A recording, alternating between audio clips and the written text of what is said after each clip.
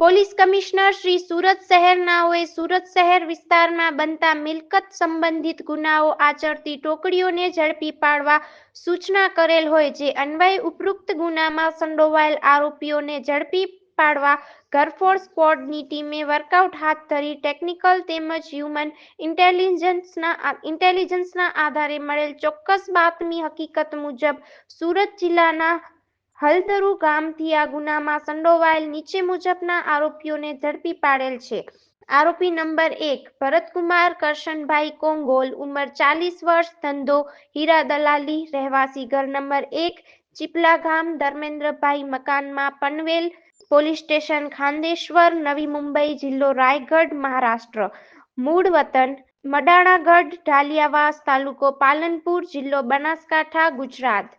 2 પિયુષ સબુરભાઈ આહિર, ઉંમર 19, ધંધો પ્લમ્બર, રહેવાસી flat number 312, Dhanlakshmi apartment, Salasar society, Haldaru ગામ, તાલુકો કામરેજ, જિલ્લો સુરત. મૂળ વતન ગામ વેજલકા મઢ, તાલુકો સિહોર, જિલ્લો ભાવનગર.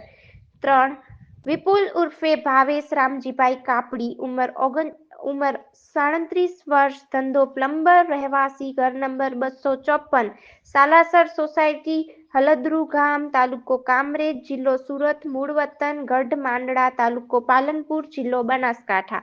મજકૂર આરોપીઓની પૂછપરછમાં આરોપી ભરતકુમાર કરશનભાઈ કોંગોલ અગાઉ પણ હીરા ચીટિંગના ગુનાઓમાં પકડાઈ ચૂકેલ છે. મજકૂરે પોતાના મિત્ર અલ્પેશભાઈ નારણભાઈ સુતરિયા પાસેથી સુરતના વેપારીની ટીપ મેળવી પોતાના સાગરીતો વિપુલ ઉર્ફે ભાવેશ રામજીભાઈ કાપડી તથા પિયુષ સબુરભાઈ આહિર સાથે મળી ગુનાને અંજામ આપેલ હોવાની હકીકત જણાવેલ છે.